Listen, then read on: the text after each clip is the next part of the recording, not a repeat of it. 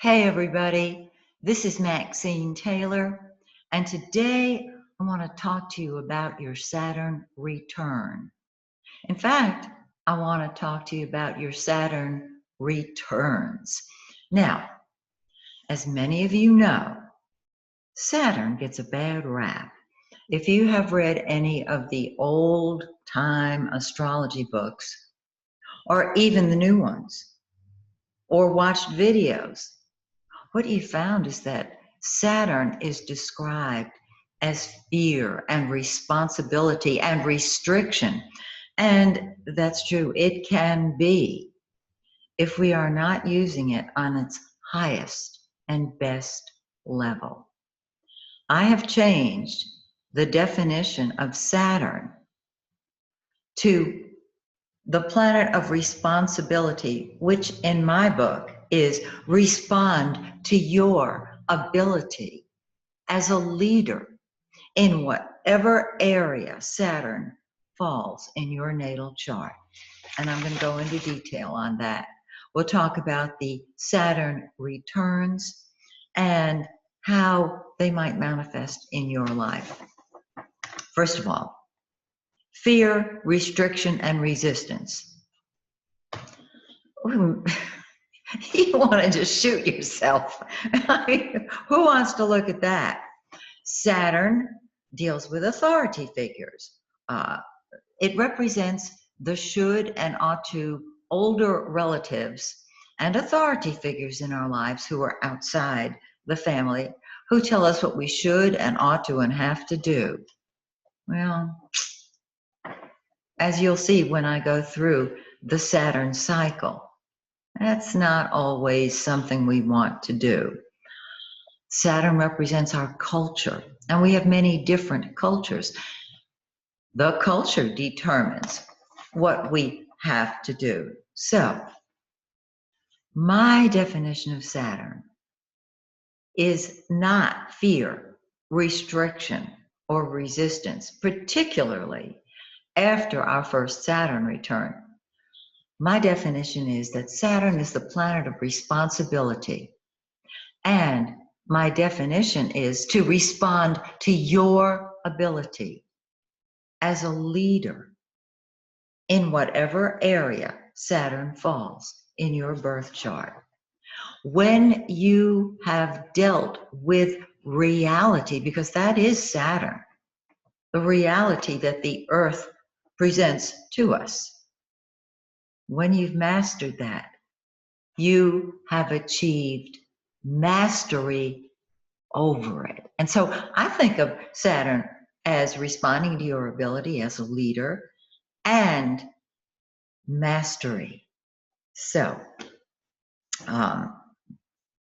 when I talk about responsibility, for those of you who are students of truth, spiritual students, what I'm saying is responsibility is responding to your ability as the creator of your life to invite into your life those things that you want and not invite those things that you don't want. Now, this can be tricky. In other words, if it's in your life, you want it. If it's not in your life, you don't. And you say, but I didn't want that. On some level you did, or it wouldn't be there.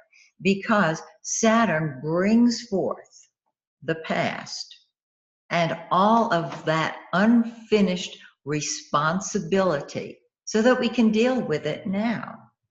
And when you take full and complete responsibility for your life, there's no blame. You simply say, okay, I've invited it. I can uninvite it. So I thought I would explain to you exactly how it looks astrologically when you have your Saturn return.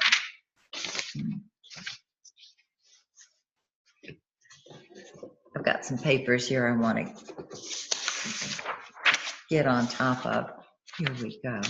All right. Now,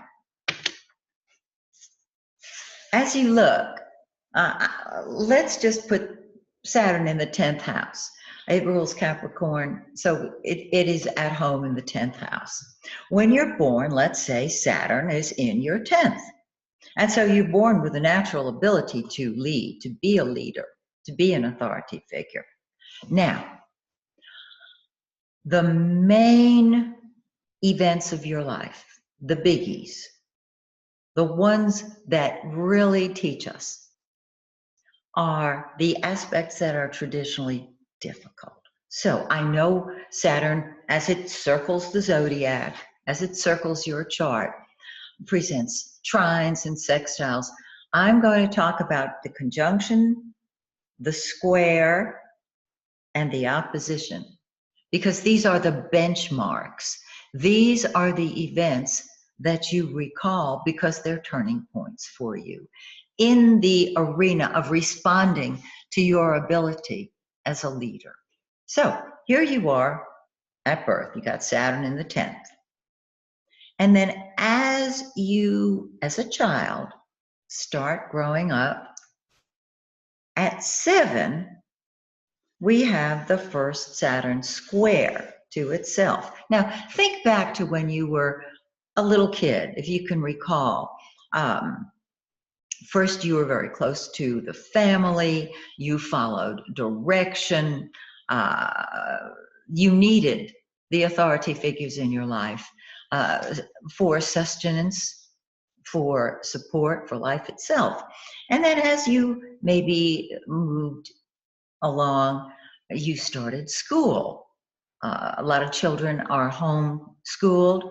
Most now, I found, are still schooled in traditional schools. And so at around 7, you kind of feel like a big girl and a big boy. And you have a sense of your own identity. And this is the time when you resist authority. When you're told what to do and you don't want to do it. You may know some people in their 60s who are still doing that. They just don't like to be told what to do. I get it. Truly, I get it. I are one. Okay, so here comes Saturn squaring its natal place. And you don't want to be told what to do. And you resist authority figures because you feel like a grown-up. I get it. Then, as Saturn moves along and moves up to the first opposition to itself, at 14, you're a teenager. And it's hormone city. You are discovering sex. You are feeling like your own authority. And if you think back to the way the civilized world was prior to being civilized, at 14, girls were thinking of leaving their home and family and the authority figures in their lives and setting up their own families. Because once a girl became a woman and able to conceive a child, she was to leave the home, go forth, and create her own family with her husband. Now, this is tricky because nowadays, kids who are between 13 and 15 feel like the authority figures. And particularly when they have control over their own bodies, and they have discovered that they are authorities. And yet at the same time, they're still living at home with their parents. This creates difficulty at home. Do you have a teenager living with you? You know what I'm talking about. They need you. At 14, they're not driving. They want the car keys. They want to take driving lessons. They want to be independent, and yet they still need you. So there is a resentment there very often. Not every time, of course. Okay, keep on.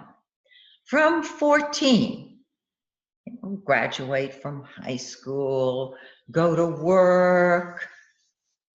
And at 21, approximately, because Saturn has a 29 plus or minus year cycle. So it's not exactly 7 years or 14 or 21, but it's in that time frame. At that age, perhaps you just graduated from college, although a lot of people are combining high school and college, and they're graduating sooner. So you're set up perhaps in your own career, you're reinventing the wheel, and you don't want to be told what to do at all because you are now acting on your role, your place in this world as an authority figure. Okay? I remember how I was at 21. I had graduated from college. I had my first teaching job. I taught high school because I understood teenagers. Um, my teenage years were not happy. I did not have a fun teenage year life. And so I liked kids when they were old enough to talk and share their ideas. However, I had my Saturn squaring Saturn. So I must apologize to anyone I interacted with back then. I am so sorry. Because I really didn't want to be told what to do. And I think it was just last Tuesday, maybe, that I was able to listen and take suggestion. I'm exaggerating, of course, but not so much. And maybe you can identify too, particularly those of a certain generation. Okay, although I think this is universal. Then at 28, ta-da, approximately, you have your first Saturn return. And this is when reality hits. You get it right in the face. This is when you learn about reality and responsibility. And some of you may be saying, listen, I started working and earning money when I was a teenager. I know about reality. I know about money. And I'm not saying that you don't. And you may find that your first Saturn return is or was much easier for you than ours, the rest of us experienced, because you did deal with reality. But I'm talking about responsibility. You say, I was responsible. I'm talking about responsibility for being the creator of your life, so that what you create, you take responsibility for. What you don't create, you also take responsibility for. And thereby you respond to your ability as a leader. That's the first Saturn return. And for most people, it is not easy. It wasn't for me. However, I'll share some experiences I had, and maybe some of you can identify with that. So from there, we've got, excuse me, I'm going to slip this paper under here. I hope this isn't too confusing. All righty. The second Saturn return occurs about 58 to 60. And we experience, excuse me, another square at about 37. Think about 37. What were you doing? Who were you resisting then? Were you even resisting? This is a time when you are involved in a career, you're doing your thing, you're creating money, and you want to do it your way.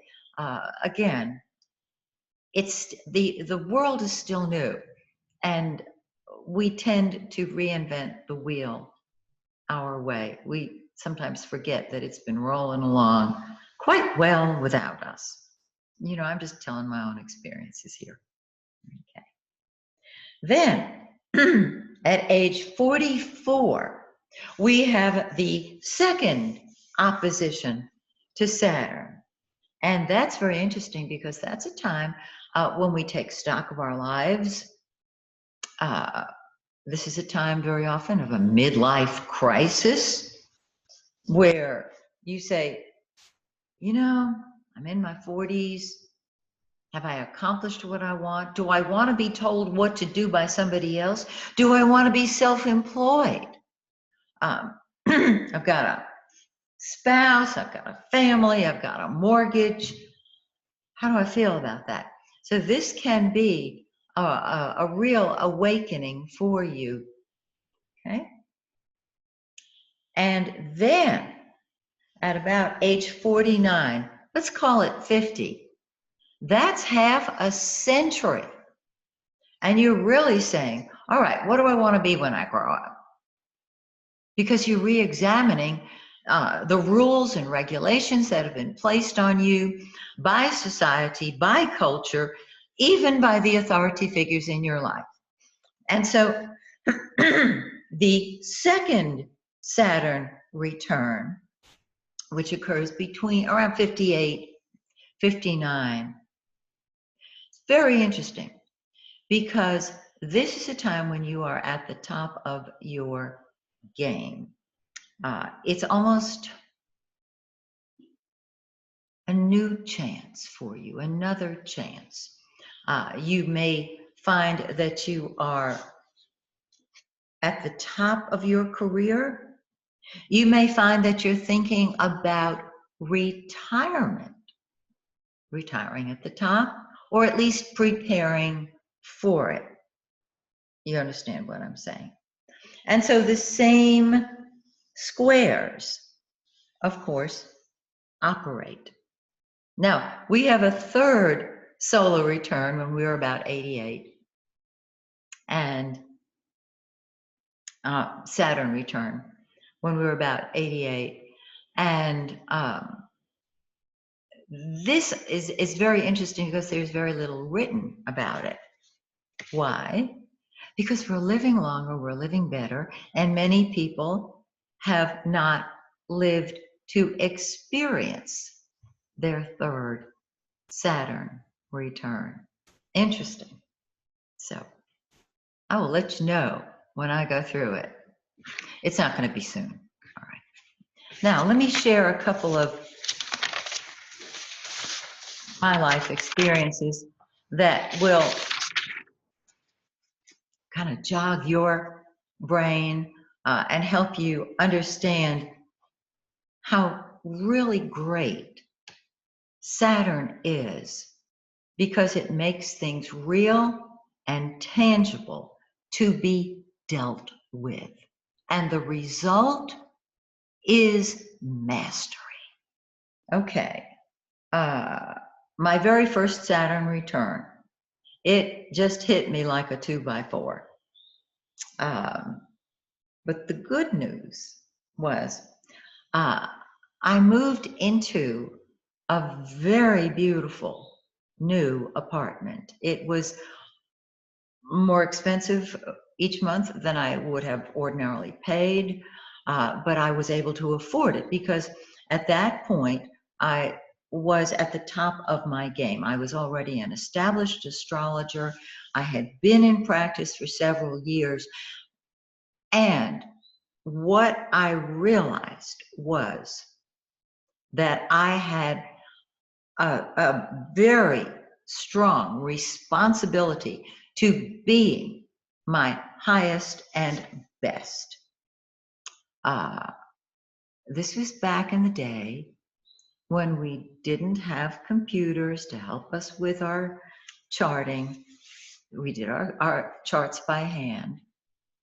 I made notes. It took me hours to prepare a reading for a client. And I made notes because I felt such a responsibility for being accurate. I still do. I also felt a responsibility for being there for the client because you entrusted your chart to me. And remember, I was America's first licensed astrologer. I had gotten a lot of publicity. So I really took my responsibility seriously. That was the first Saturn return. And as I said, I still feel a responsibility to anyone whose chart I read. I keep the chart sacred, I keep it private, and everything that goes with it. Okay, after my first Saturn return, the first square, very interesting, because once again, that's when you resist authority. I was CNN's on-air astrologer out there when CNN began, going around the world, and I felt another incredible responsibility. I was giving a lot of talks then, and I resisted people who resisted astrology. Now I don't do that anymore. Everyone's entitled to their opinion, whatever it happens to be. Your opinion is none of my business. But I was then at the top of my game prior to that with a Saturn return, and I was doing live TV, and I had to be right. And I didn't want to be told what to do. I joined an organization. It was a spiritual organization that was very, very helpful to me at that time. Okay.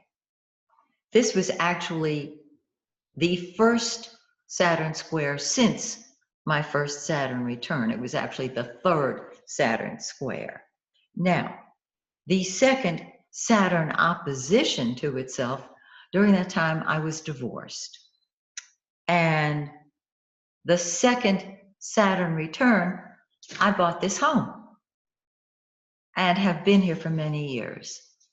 And to me, this was the first home I'd ever owned on my own. It was a major step forward. Also, I want to mention that during the second Saturn return, we also have a Jupiter return, and this brings blessings to the Saturn return. It occurs traditionally within the year of the Saturn return. Now, Jupiter it's diametrically opposed to Saturn. Saturn is reality, responding to your ability as a leader. Jupiter is the great benefic. It brings blessings wherever it is.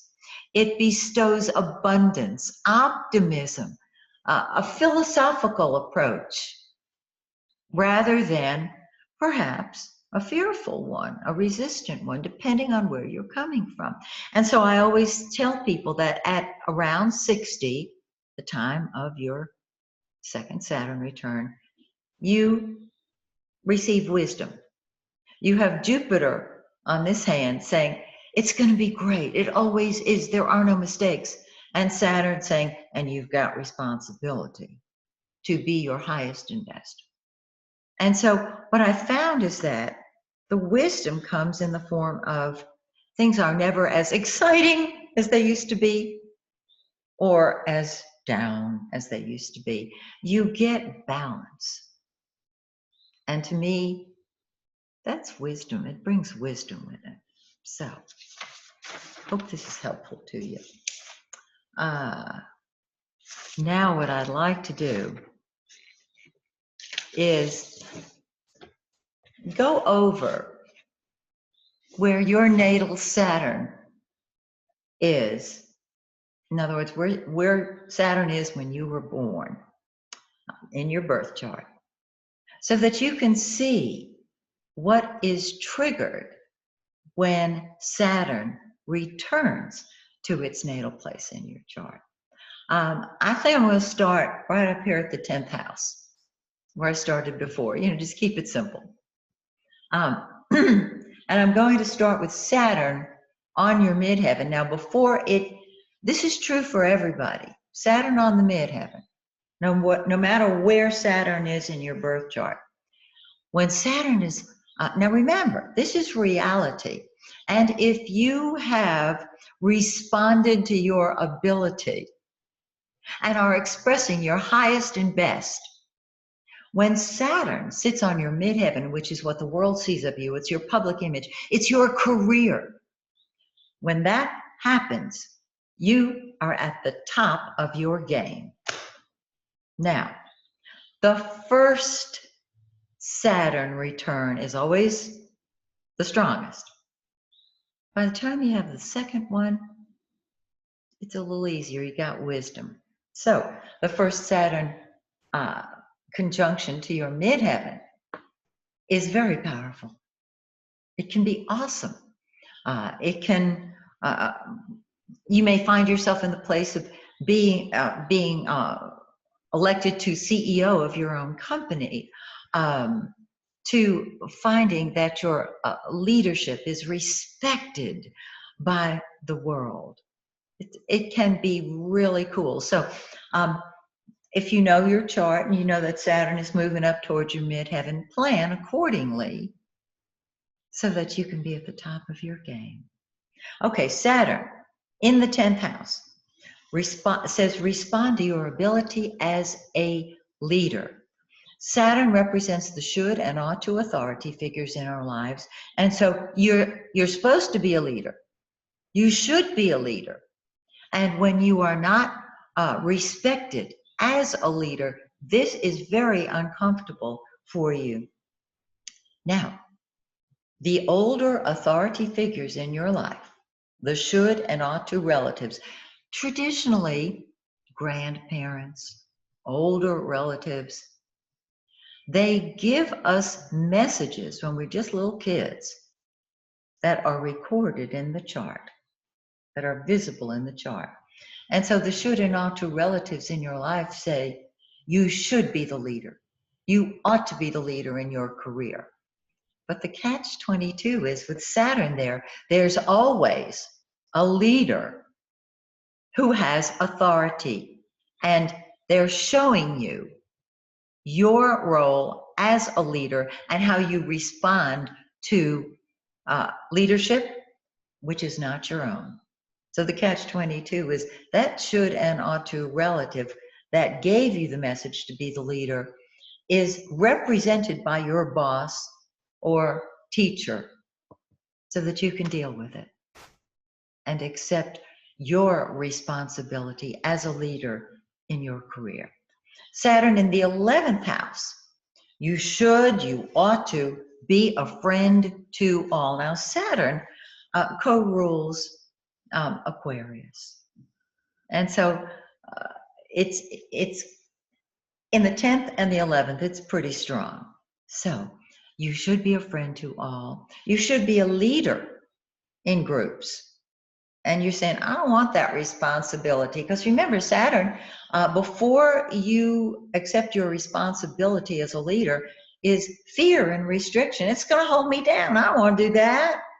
Well, Saturn in the 11th says you're always going to be elected president of whatever club you belong to. So you might as well accept it. But the catch is that there's always a leader there that you might have to do battle with, deal with.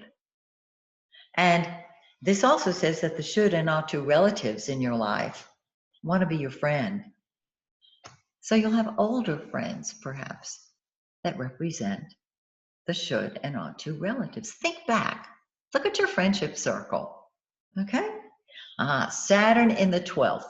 Tricky placement. Saturn is reality.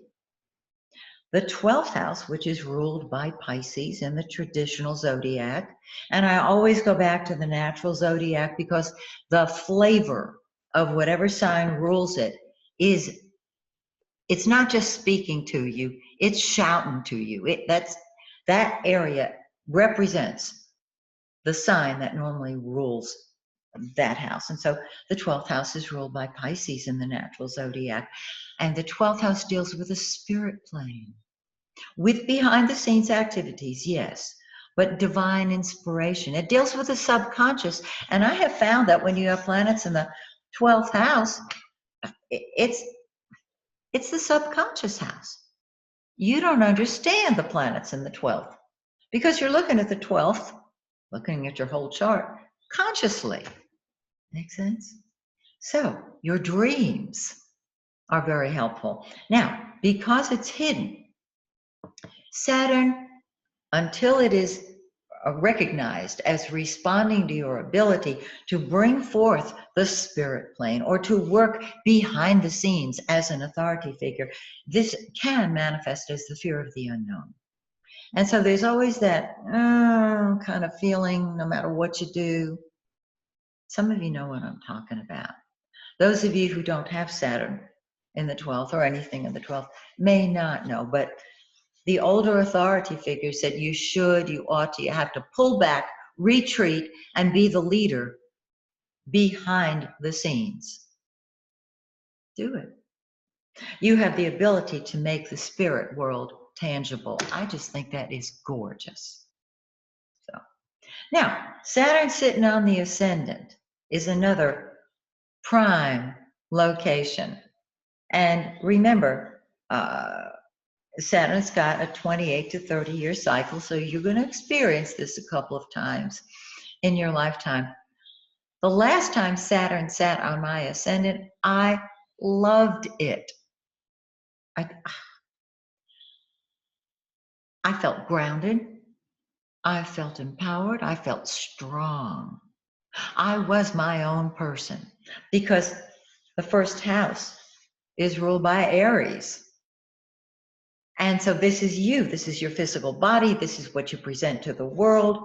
And you are responding to your personal ability to be your own leader, to be the authority figure. And what will happen to anybody who has Saturn, whether on the ascendant, because this gives you strength. Saturn in the first house is an old head on young shoulders. And incidentally, so is Saturn in the third, but I'm getting ahead of myself here. Saturn in the first house may be afraid of its own power, may be resistant to responsibility because the whole world turns to you as an authority figure, from your siblings to your parents to everybody, because you're grown. Even as a child, you might, when you were born, you might look like an old soul. Okay? Saturn in the first house takes itself seriously, can feel burdened until it responds to its ability to be its own leader, to respond as a leader. And then, as you get older, you feel the burden of leadership that you really didn't want less and less and less. And as time goes by, you'll be able to enjoy more and more. Okay. Now, unlike Saturn in the 12th, where that should and ought to relative may not even be living, they're speaking to you from the spirit plane. Saturn in the first, they're sitting right on top of you. And they're saying, be a leader, be responsible. But the catch-22 is that they are the leader. And so they want you to be responsible the way they either are or are not. Interesting. Saturn in the second. Well, this is the house ruled by Taurus. And the older authority figures in your life say you got to get the money. Be sure you have the money. Do you have enough? They can actually convey the fear of not having enough money. I have seen this in the charts of people who have money to burn. They make so much money, but they're driven by the fear of not having it. When they respond to their ability as a financial leader and accept it, that's their power, that's their strength, that's their reality, the fear goes. Now, second house deals with our possessions. And so you who have Saturn here, regard the authority figures in your life as your own. You know, you and grandpa, He's yours. That kind of thing. Okay. Saturn in the third. I mentioned that it is also old head on young shoulders. Quite a responsibility. And there can be a sibling, third house is siblings, that acts like the authority figure. There's a very serious tone to your childhood. And when you respond to your ability, you accept that you think very seriously. You take your ideas very seriously. You want them respected. Saturn is respect. And yes, you respond to your ability as a leader, even as a child. And hopefully it's not a burden because you get that responsibility, is responding to your ability. You do want your ideas to be appreciated, of course. And you know who the authority figure is in your life, even as a kid. And they are telling you it should be you. Saturn in the fourth house. Well, the fourth house is home, family, real estate. Oh, I forgot to mention, third house is ruled by Gemini, communication. And that's why you want your ideas respected. Saturn in the fourth, Cancer rules the fourth. Very sensitive, home, family, real estate.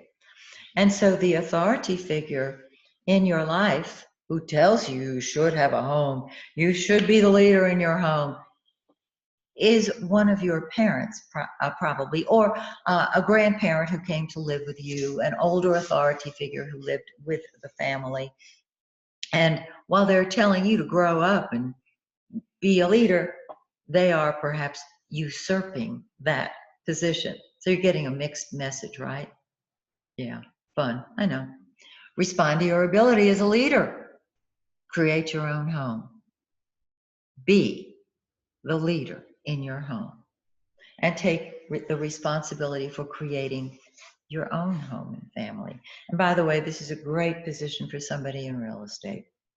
Saturn in the fifth house. Well, fifth is ruled by Leo. Leo says, life's a game, just play it.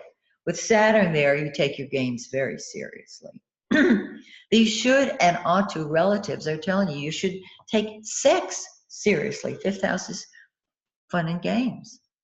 You get the connection. Okay. You want to respond to your ability with children. And if you have children, you take them very seriously.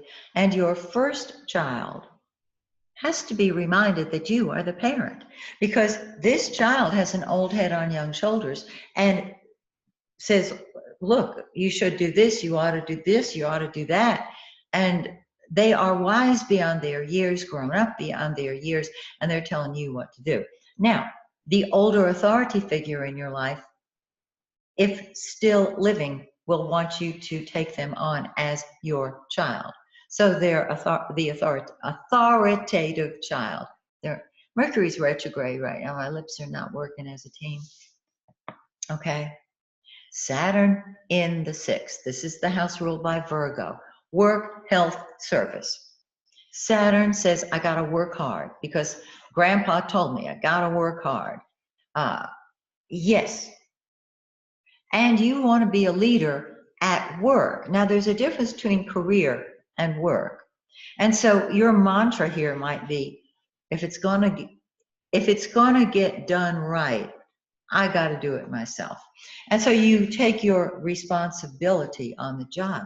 This is also, the sixth house represents your employees. And so there's an employee who might act like the authority figure, in which case they're showing you something about either your lack of responding to your ability as a leader, or that there's room for only one leader and they got to go, okay? But you take your job and your health seriously, very seriously. When you respond to your leadership ability, you're perfectly fine with doing whatever it takes to get the job done. Saturn in the seventh house, very, very interesting. Saturn is ruled by Libra. excuse me, the seventh.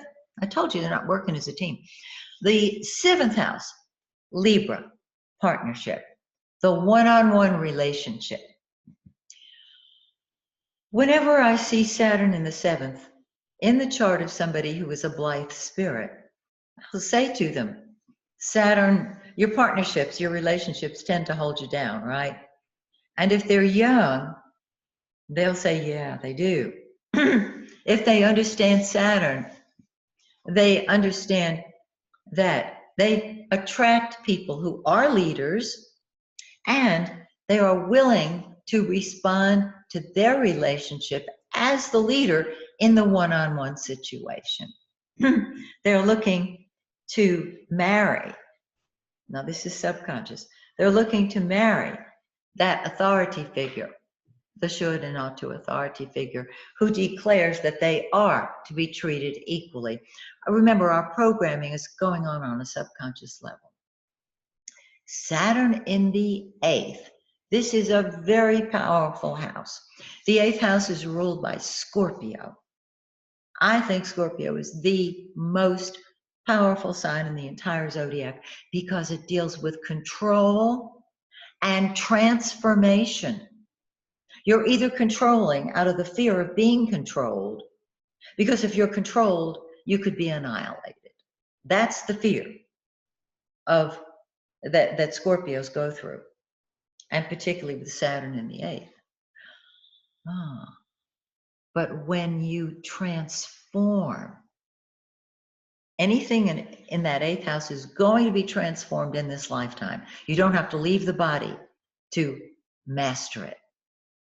When you master it, you transform Saturn to tangibility. The eighth house is the psychic plane.